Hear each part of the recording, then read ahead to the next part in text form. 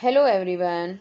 आज हम कक्षा 7 की हिंदी कार्य पुस्तिका में अध्याय 10 अपूर्व अनुभव में दिए गए प्रश्नों को हल करना सीखेंगे। सभी बच्चे वीडियो को शुरू से लेकर अंत तक पूरी देखें और अगर आप अभी तक चैनल पर नए हैं तो चैनल को सब्सक्राइब भी कर लें और साथ में दिए बेल आइकन को भी प्रेस कर लें ताकि आगे से जो मैं और वीडियो डालूँ उसका नोटिफिकेशन आपके पास आ जाए और मेरी वीडियो आपके पास सबसे पहले पहुँच सके। तो देखिए, एक बार शुरुआत करते हैं। यहाँ पर अध्याय 10 है अपूर्व अनुभव और इसका यहाँ पहला क्वेश्चन दिया है कि नीचे दिए गए चित्रों के आधार पर कहानी लिखो। तो इसमें यहाँ पर चित्र दिए गए हैं, इन चित्रों के आधार पर ही कहानी जो है हमें लिखनी है।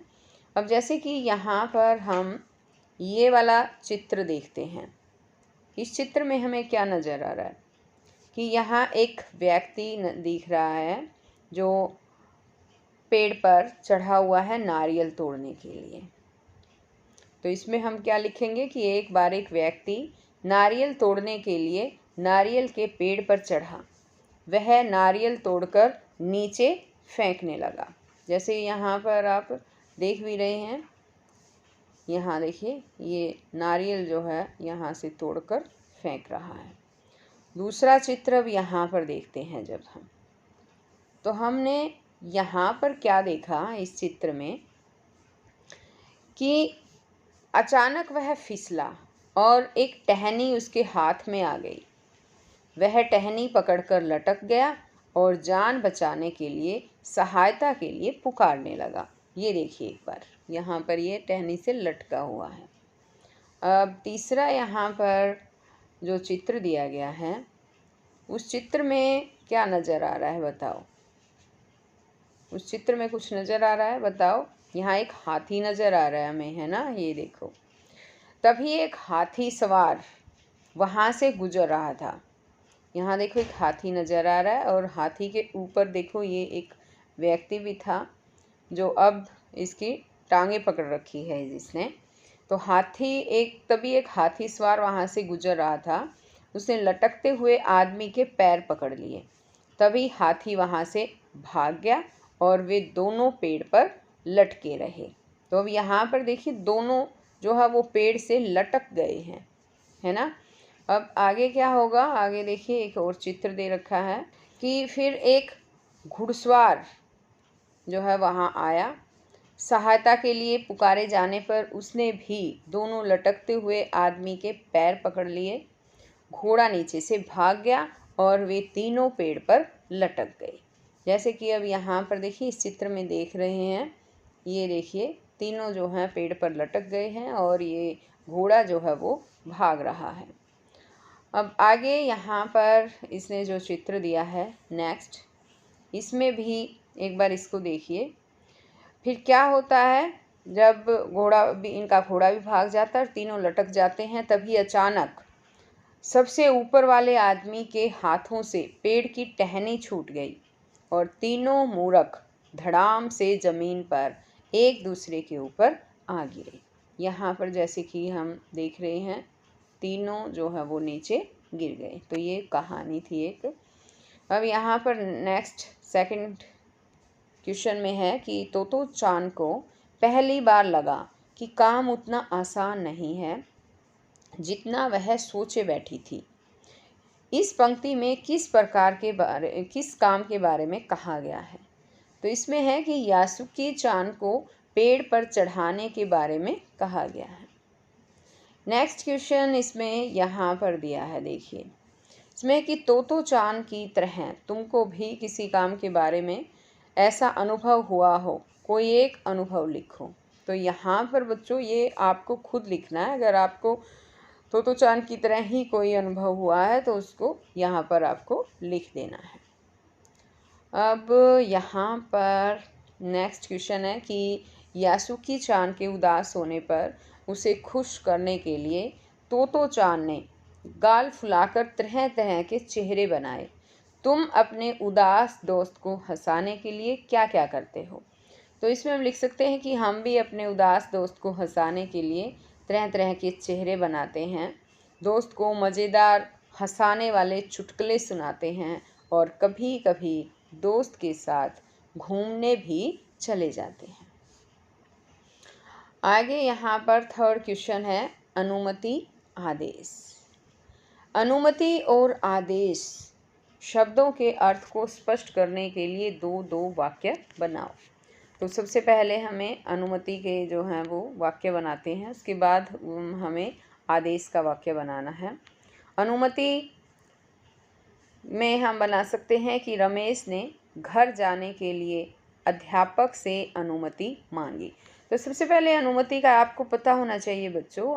अनुमति मांगने का मतलब है कि किसी आज्ञा को मानना जो है वो, कोई जैसे रमेश ने घर जाने के लिए अध्यापक से अनुमति मांगी यानी आज्ञा मांगी। और आदेश, अब जैसे आगे देखते हैं हम, आदेश यानी कि कोई ऑर्डर। इसमें हम यहाँ पर लिख सकते हैं कि अध्यापक ने विद्यार्थियों को चुप रहने का आदेश दिया।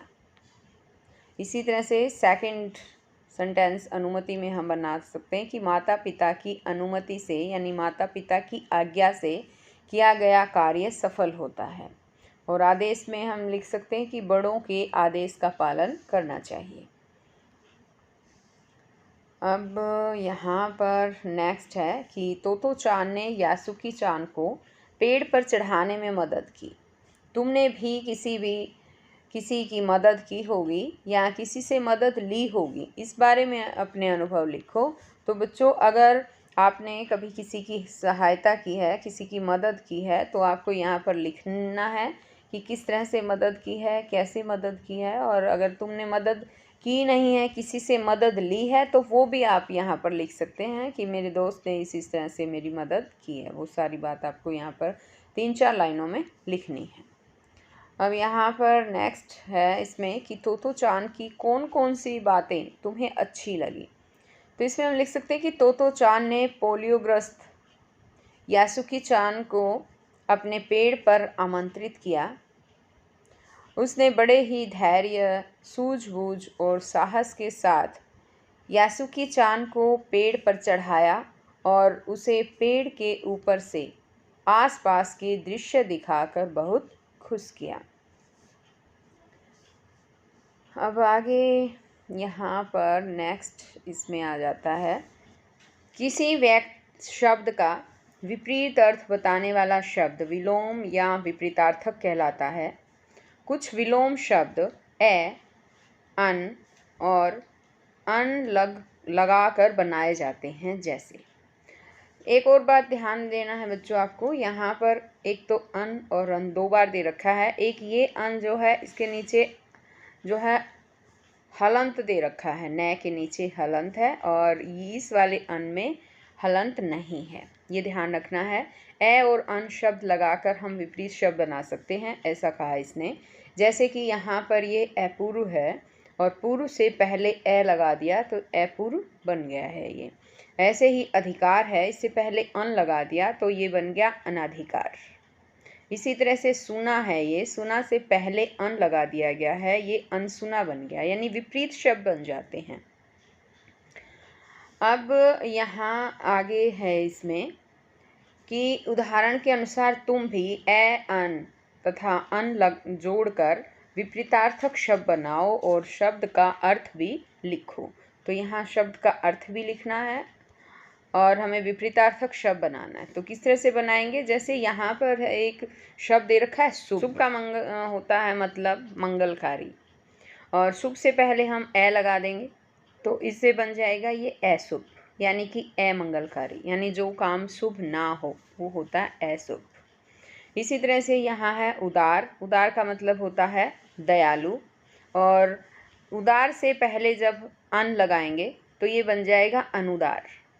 यहाँ पर बच्चों ध्यान देना है आपको कि जो अन प्लस उदार बना है, इसके नीचे जो है हमने हलंत लगाया है, न के नीचे हलंत लगेगा, यहाँ अनुदार बन गया। और इसका अर्थ होता है कठोर या कृपण।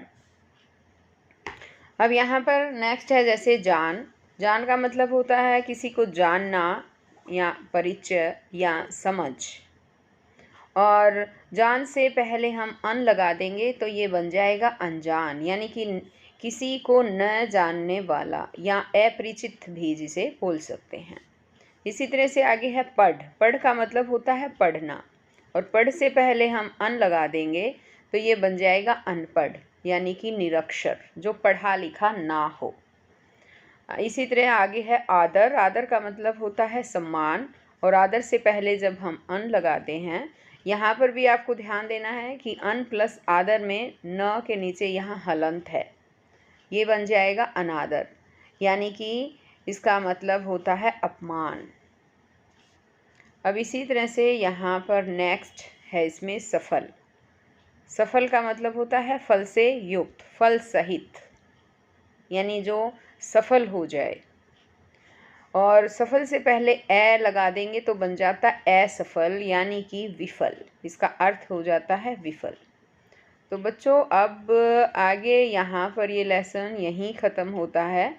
नेक्स्ट चैप्टर फिर लेकर आऊँगी मैं आपके लिए, और उसमें जो है नेक्स्ट चैप्टर को अच्छे से समझाया जाएगा। उससे पहले अगर आप अभी तक चैनल पर नए हैं तो चैनल को सब्सक्राइब भी कर लें। अगर आपको वीडियो अच्छी लगती है तो इसे लाइक भी करें और अपने दोस्तों के साथ शेयर भी करें। तो हम फिर मिलेंगे नेक्स्ट वीडियो में, तब तक के लिए बाय।